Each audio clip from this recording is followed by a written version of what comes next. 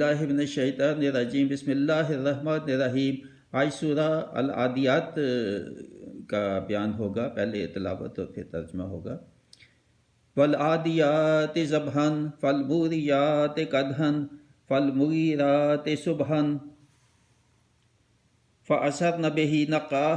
فوسطن به جمعا ان الانسان لربه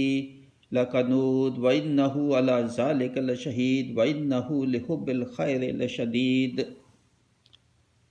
افلا یعلم اذا بؤثر ما فی القبور وحصل ما فی الصدور۔ اس کا ترجمہ: قسم ان کی جو دوڑتے ہیں سینے سے آواز نکلتی ہوئی، پھر پتھروں سے آگ نکالتے ہیں سم مار کر، پھر صبح ہوتے تاراج یعنی حملہ کرتے ہیں، پھر اس وقت غبار اڑاتے ہیں،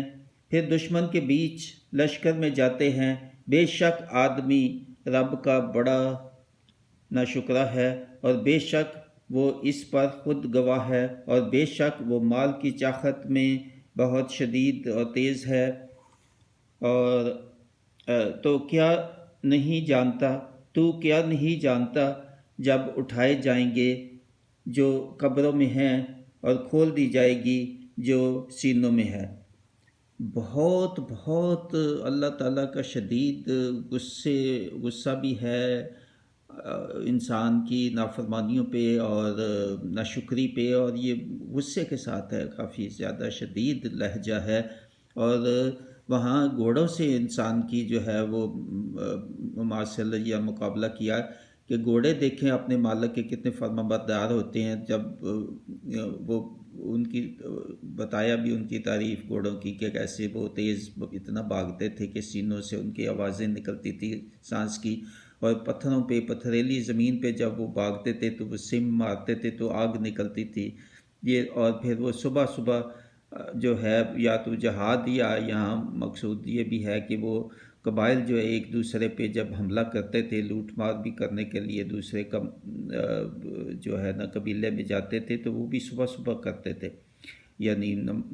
فجر سے بھی پہلے، صبح ہونے سے پہلے وہ دوسرے قبائل پہ حملہ کرتے تھے لوٹ مار کے لیے، تو اس کا بھی یہ ہو سکتا ہے۔ اور پھر جب وہ بھاگتے تھے تو غبار اڑاتے تھے، پتھر والی زمین ہوتی تھی تو وہ وہاں سے آگ کے چنگارے نکالتے تھے، اور دوسری زمین ہوتی تھی تو اتنا تیز بھاگتے تھے کہ ساتھ ساتھ غبار بھی اڑاتے تھے اپنا، اور پھر دشمن کے لشکر کے بیچ میں چلے جاتے تھے، یعنی مالک کے کہنے پہ وہ اپنی جان کو بھی خطرے میں ڈالتے تھے، اور دشمن کے جو لشکر ہوتے تھے جہاں تیر بھی ہو سکتے ہیں تو، اور ان کو اپنی جان کا بھی خطرہ تھا، مگر مالک کے حکم کے اور اس کی اطاعت میں اتنا زیادہ گھوڑوں کو ہی بتایا، اور گھوڑوں کی خاص قسمیں جو ہیں، اچھی قسم ان کی بھی بات کی، جو بہت تیز بھاگنے والے ہیں، کہ وہ اطاعت کرتے تھے، وہ اپنے مالک کا حکم جو ہے وہ مانتے تھے۔ اور اس کا اب مقابلہ کیا انسان سے، مگر بے شک انسان جو ہے وہ تو اپنے رب جس نے اس کو پیدا کیا اس کا بھی وہ بہت ناشکرا ہے، یعنی مقابلہ ان سے کیا گھوڑوں سے، کہ گھوڑے تو بہت فرما بردار اور مالک کا حکم مانتے ہیں، اپنی جانوں کو بھی قربان کر دیتے ہیں، اور دوسرے کے لشکر اس میں چلے جاتے ہیں، مگر انسان رب کا بہت ناشکرا، بہت شدید غصے والے انداز میں اللہ تعالیٰ نے جو ہے انسان سے شکوہ کیا، اور پھر کہا کہ بے شک وہ اس پر خود گواہ ہے، اس کے اعمال ظاہر کرتے ہیں۔ وہ زبان سے اگر نہیں بھی کہتا کہ میں ناشکرا ہوں، تو اعمال سے ناشکرا ہے اور شکر نہیں ادا کرتا۔ دیکھیے یہ بہت کلمہ بہت یہ اس کا مفہوم گہرائی کا ہے، کہ زبان سے اگر وہ نہ بھی کہے کہ میں ناشکرا ہوں، تو اس کے اعمال جو ہیں وہ ہیں کہ وہ ناشکرا ہے۔ اعمال سے نہیں پتہ چلتا ہے کہ جو اللہ تعالیٰ نے احکام بتائے، جو اللہ تعالیٰ نے راستہ بتایا زندگی گزارنے کا، اس پہ اگر وہ نہیں چلتا تو یہ بھی تو شکر نہ ہی کرنا ہے، یا ویسے بھی شکر ادا نہ کرنا اللہ تعالیٰ کی نعمتوں کا، اپنی زبان سے دوسروں کے سامنے اس کو اظہار نہ کرنا، اور دوسرا یہ کہ خاموشی جو ہے یہ بھی ناشکری ہے کہ شکر نہ کرنا۔ اور بے شک وہ مال جو ہے، مال دولت کی خواہش میں وہ زندگی گزار دیتا ہے، اور اس میں بہت سخت ہے، اس میں بہت شدید ہے، اس میں اس کو ہر قسم کی عقل ہے، اور جو ہے وہ سخت ہے، اس میں شدید اس کو چاہت ہے مال کی، اور اسی میں زندگی جو ہے پڑا رہتا ہے، تو اسی کی وجہ سے اس میں بہت خرابیاں بھی پیدا ہوتی ہیں۔ تو کیا نہیں جانتا جب اٹھائے جائیں گے کہ کیا یہ بھولا ہوا ہے انسان، یہ مال کی خواہش میں بھولا ہوا ہے، اللہ تعالیٰ کی نافرمانیوں میں، ناشکری میں جو ہے وہ زندگی گزارا ہے، اور بھولا ہوا ہے کہ آخرت میں کبھی اس نے اٹھایا بھی تو جانا ہے، اس کو موت بھی آنی ہے، اس نے قبر میں بھی جانا ہے، اور قبروں سے جب اٹھائے جائیں گے تو پھر اس کے کھل جائے گی، اس کے سب چیز اس کے سامنے آ جائے گی کہ جو کچھ یہ کرتا رہا اور نافرمانیاں جو کرتا رہا، تو اس کے سامنے آ جائیں گی، نیکیاں بھی آ جائیں گی، جو نیک تھے، جو بدیاں جنہوں نے گناہ کیے ان کی بدیاں بھی سامنے آ جائیں گی،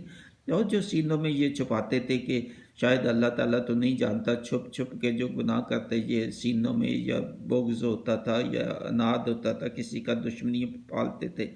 کسی قسم کے جو سینوں میں جو گناہ رہتے ہیں، جو سینوں کی وجہ سے کرتے ہیں، تو وہ بھی سامنے آ جائیں گے اس وقت، ان کے اچھائی برائی ساری بدی سب اس وقت ان کے سامنے آ جائے گی حساب کے وقت۔ بہت بہت ہمارے لیے یہ نصیحت آموز ہے کہ جو یہ نصیحت لینا چاہے، یہ 4 5 جو صورتیں ہیں یہ بہت زیادہ اہم ہیں۔ سورہ زلزال ہے، عادیات ہے، سورہ قارعہ ہے، سورہ الہاکم التکاثر، سورہ تکاثر ہے، تو اس کے بعد سورہ عصر، ہمزہ، یہ 4 5 صورتیں بے حد اہم ہیں کہ روز پڑھنے والی ہیں، اور ان کا تسلسل ایک ساتھ پڑھنی چاہیے، ان کا مفہوم ایک دوسرے کی وضاحت کرتا ہے۔ تو سبق لینا چاہیے اپنی اصلاح کے لیے، صرف پڑھ دینا ان صورتوں کو تو کافی نہیں ہے، پڑھ کے گہرائی سے سمجھنا اور پھر اس پہ کوشش کرنا اپنی اصلاح کرنے کی۔ اللہ تعالیٰ کیوں شکوہ کر رہا ہے؟ اب وقت ہے میرے پاس اور آپ کے پاس کہ اللہ تعالیٰ سے توبہ کر لیں، استغفار کر لیں، اپنے گناہوں کی معافی مانگ لیں اور آئندہ اصلاح کر لیں۔ توبہ جو ہے وہ اصلاح کے ساتھ ہوتی ہے، اصلاح کے بغیر نہیں ہوتی۔ اور صرف پڑھ لینا قرآن مجید کو کافی نہیں، قرآن صرف پڑھنے کی کتاب نہیں، قرآن عمل کی کتاب ہے، نہ یہ قرآن صرف وظیفوں کی کتاب ہے اور نہ پڑھنے کی کتاب ہے، قرآن تو عمل کی کتاب ہے کہ اس پہ ہر ایک چیز جو اللہ تعالیٰ کے احکام ہیں ان پہ عمل کیا جائے، زندگی اللہ تعالیٰ کی حدود کے مطابق جو اس نے متعین کی ہے، کس چیز کو حلال کیا، کس چیز کو اچھا کہا وہ کرے، جس کو حرام کہا، جس کو منع کیا، جس سے اس سے منع ہو جائے، اور زندگی ایسے ہی گزارے، اور جہاں کوئی لغزش ہو، کوئی گناہ ہو تو اللہ تعالیٰ سے استغفار کرے، توبہ کرے، پھر واپس لوٹ آئے اللہ تعالیٰ کے راستے میں۔ تو اللہ تعالیٰ مجھے، آپ کو، میری اولاد کو، آپ کی اولاد کو، یہ جو میں نے سنایا ہے آپ کو، تو وہ اس پہ عمل کرنے کی بھی توفیق عطا فرمائے گا۔ وَمَا عَلَيْنَا إِلَّا الْبَلَاغُ، بشر محمود شاہ، مع السلامہ۔